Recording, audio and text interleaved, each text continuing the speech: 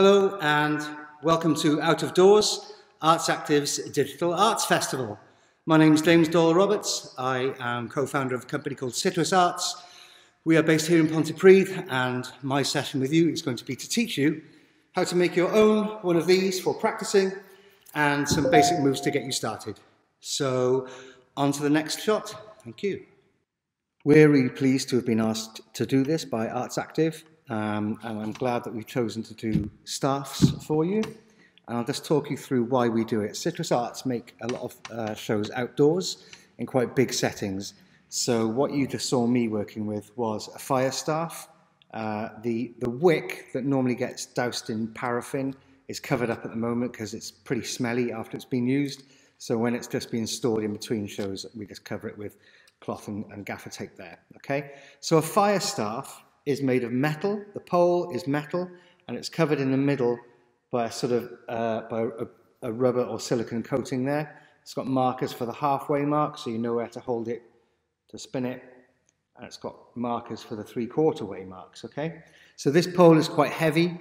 As you learn to spin this, you're actually using the weight of it quite a lot. And as I say, it's a fire staff, so we like to use these on shows because it creates quite a big dynamic and spectacular effect. Okay, so that's for outdoors. What I use to practice on is this, and this is just a basic practice staff. The pole itself is actually a curtain pole, so it's more solid wood. It's quite heavy. I've put cloth tape along the middle there to show me the halfway point, and I've weighted the ends with, as you can see there, bicycle inner tube, just wrapped around and then taped. Okay, we use the weight of the staff a lot as we're starting to spin. The third kind of staff that I'm going to show you is the beginner's staff, which is this here. This is basically just a broom pole with some electrical tape to mark the middle, and again I've got a bicycle inner tube wrapped around the end there and then enclosed with electrical tape, as you can see in there. Okay, so this is what we're going to be making today. After the instructional video, I'm then going to show you some basic moves to get you started. So here are some things that you'll need to make your own spinning staff. First of all, a pair of scissors, a bicycle inner tube, electrical tape, and of course a broom, or broom handle. So as I mentioned before, the bicycle inner tube is what's going to give us our weight at the end, at both ends of the broom pole. First thing for us to do is to cut the valve off.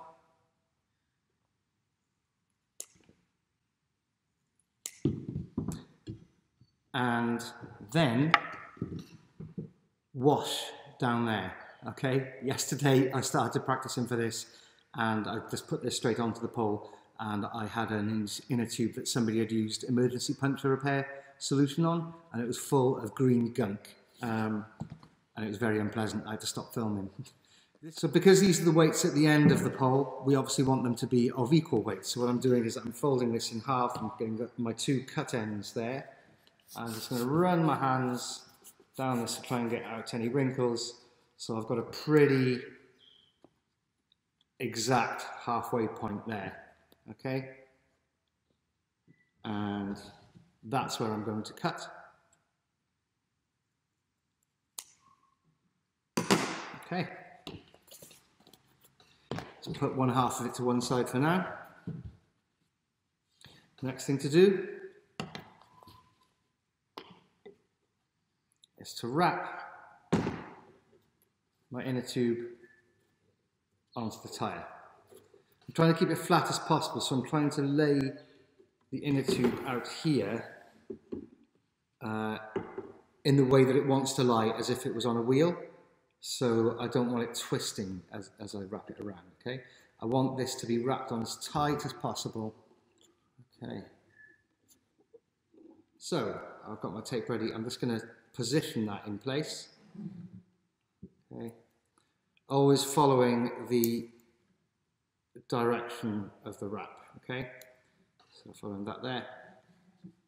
So that's just holding that in place. So I've used scissors to cut out 1, 2, 3, 4, 5, 6, 7 pieces of strips of electrical tape about this long. What we're going to do first is that we want to wrap over the top and the bottom of our weighted end. Okay, so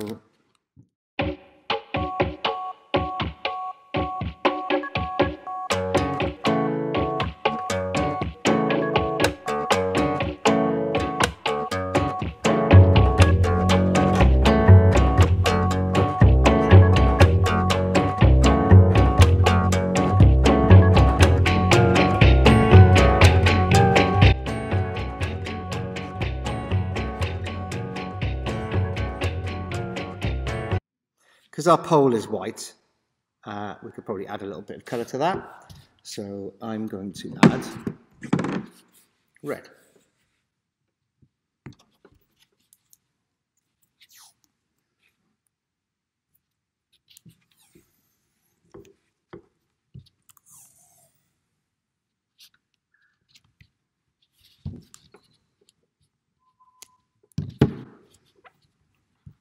Okay.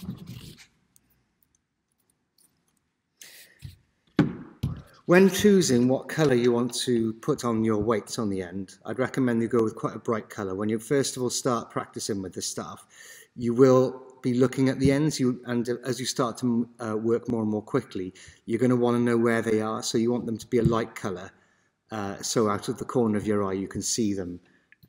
You don't want to be covering them in black tape and then perform in the dark and you not be able to see your stuff. So I need to now do the other end, which I am going to do off camera. So we've got our staff with our weighted ends at both ends. What we want to do next now is to find the middle. So because we should have used exactly the same amount of rubber on each end, we know that they weigh the same. So in order to find the middle, we don't want to measure it, we need to feel it. Okay? So the way to do this is basically just balance it on your finger. Have a marker pen ready and nearby. Okay. Just take a moment.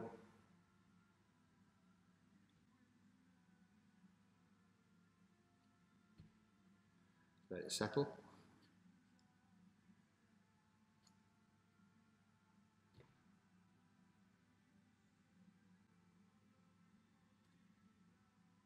There.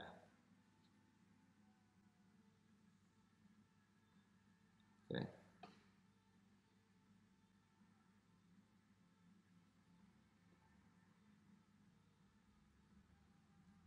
Okay. Once we've got that marked,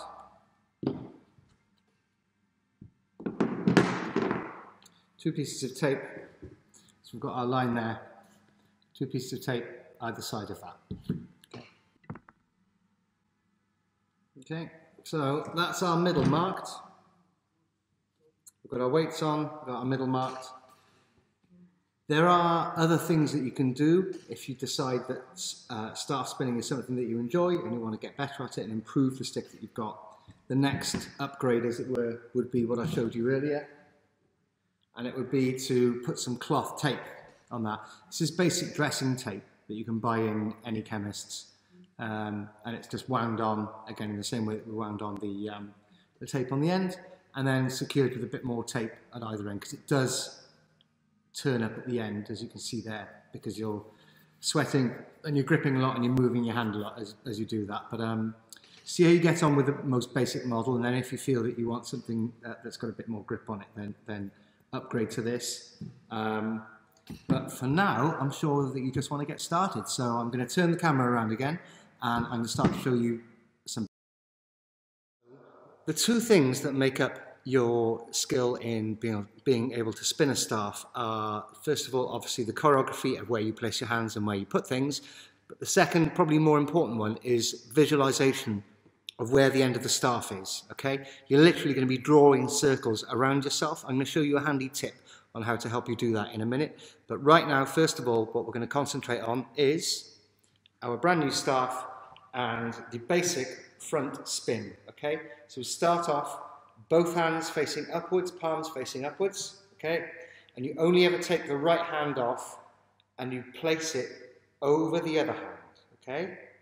Then you take your left hand off and you just return it back underneath, okay? So it's always the right hand that crosses over the top of the other one. Right hand over the top, left hand lets go and just wants to go back underneath again. So to make that a bit smoother, we start to end up with this. Okay?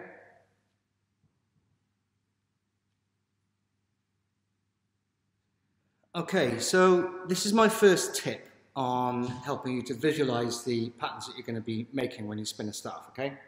I have sellotaped 2 ribbons. If I'd been able to find longer, I would have done, so if you can get hold of longer ones on this, it will help you, okay?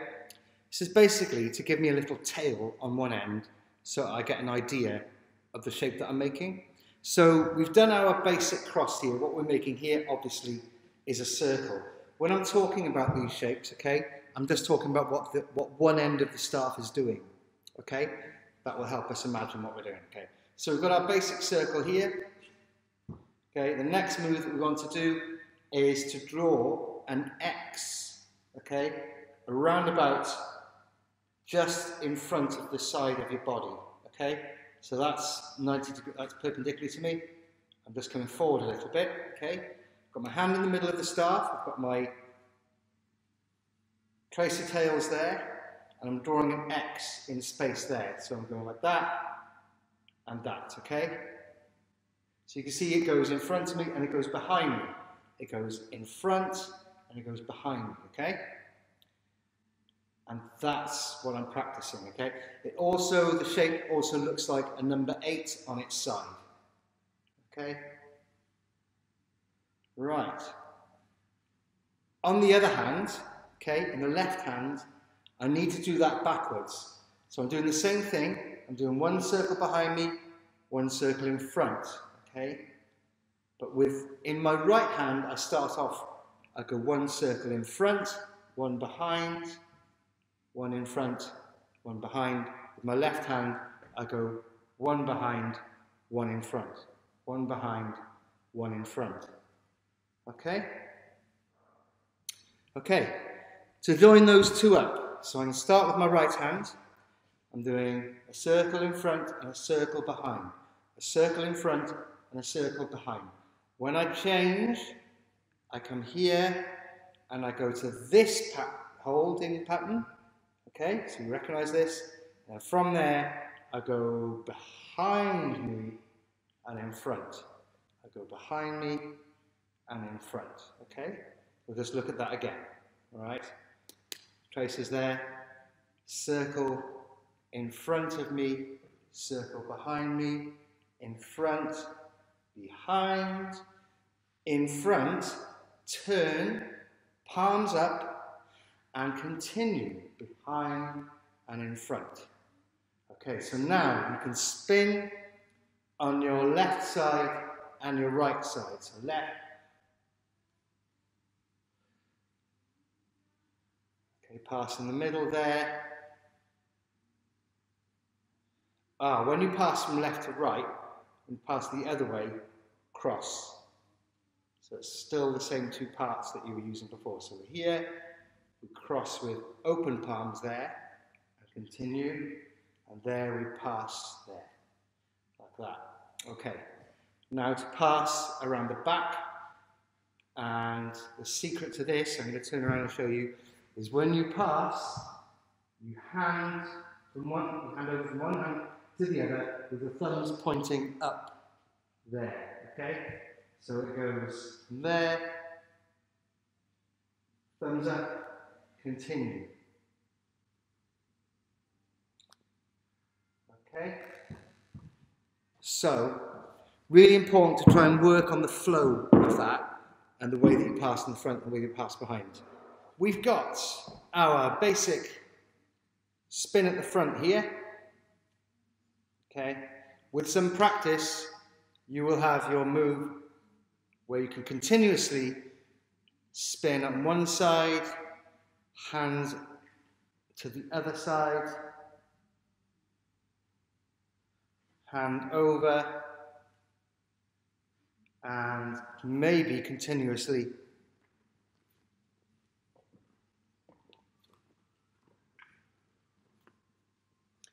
there's something about the way you use your hand in this that I haven't really covered. I've just been covering placing and things like that. Okay, look at my hand. Okay, my hand is always holding the staff with all my fingers. I'm not trying to do this kind of thing, okay? Lastly, while we're on staffs, okay, the throw.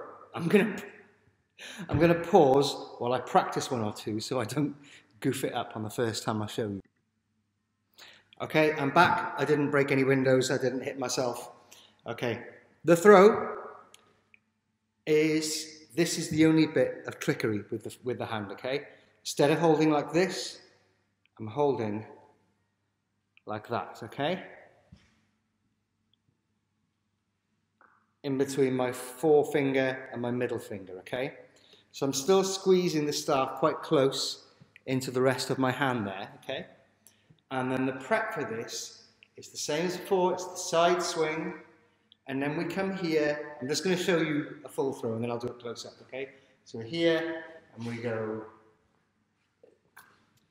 The trick is this. We've got our finger like this. We spin around the back there, and as I come here, I'm getting this finger ready, okay? And I come here, and there, I basically balance the staff of my finger. So it comes around to here, and that's when I throw it. You literally throw it with your finger, like that. That's why it's really important to find the middle with the balance and the pen, as we did earlier. Okay, so I'm holding like that.